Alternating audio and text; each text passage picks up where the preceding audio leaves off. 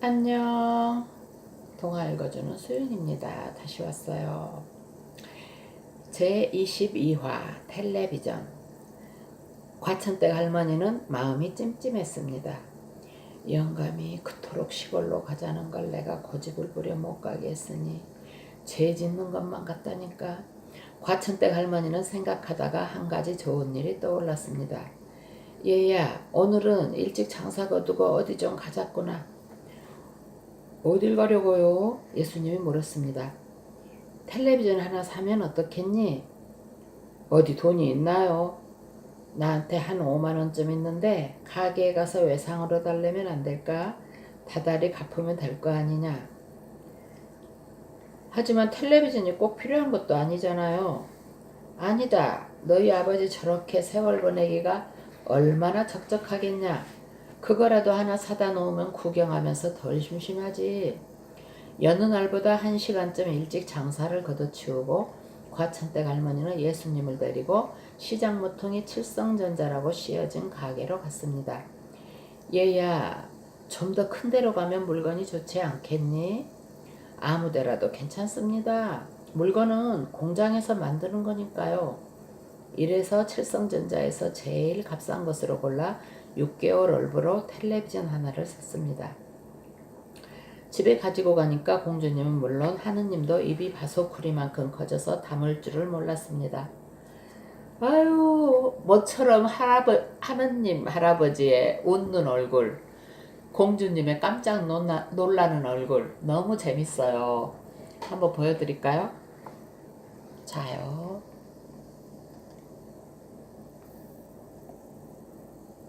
어때요? 재밌죠?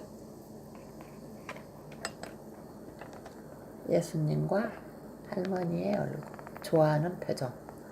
모처럼 내 가족이 다 웃네요.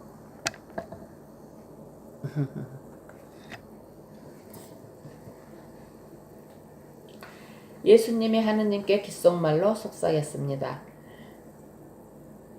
어머니께서 아버지 생각해서 사신 거예요. 그러니까 지난번 시골로 못 가게 반대하신 것 용서하시고 화를 푸세요. 하느님은 고개를 끄덕이면서 예수님 귀에다 입을 대고 말했습니다. 너희 어머니가 화낼 때는 무서워도 아주 인정 많은 분이야. 이렇게 해서 그동안 꽁했던 마음이 다 풀어져 버렸습니다.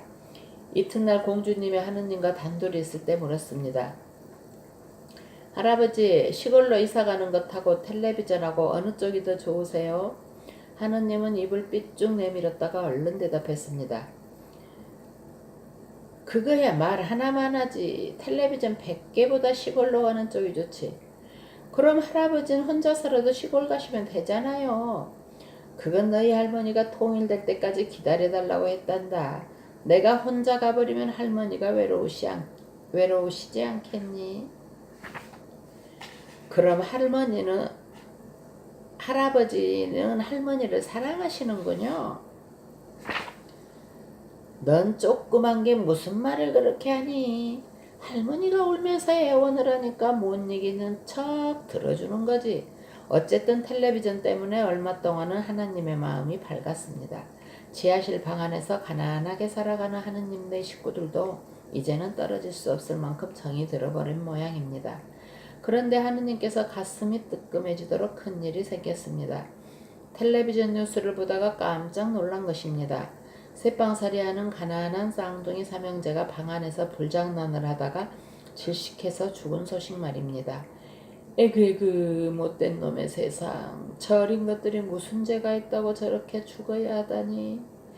쯧쯧. 과천댁 할머니는 공주님의 손을 꼭 붙잡고 연신 눈물을 닦았습니다.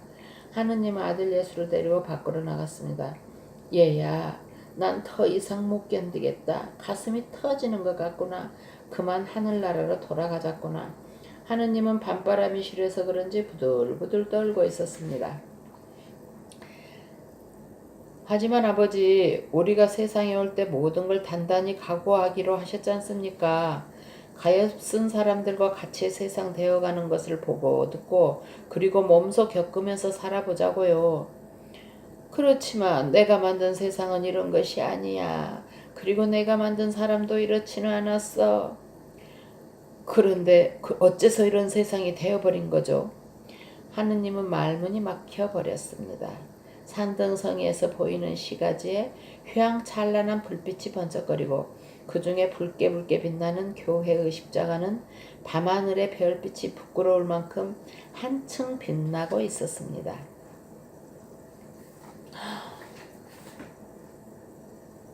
하느님이 또 텔레비전 뉴스를 보시다가 슬픈 소식을 듣고 저렇게 괴로워하시네요. 속속들이 인간의 고통을 대면하는 하나님, 앞으로는 또 어떤 결정을 내리실지 아직 한 가지 결정도 못 내리셨지만 한번 기다려 보시게요.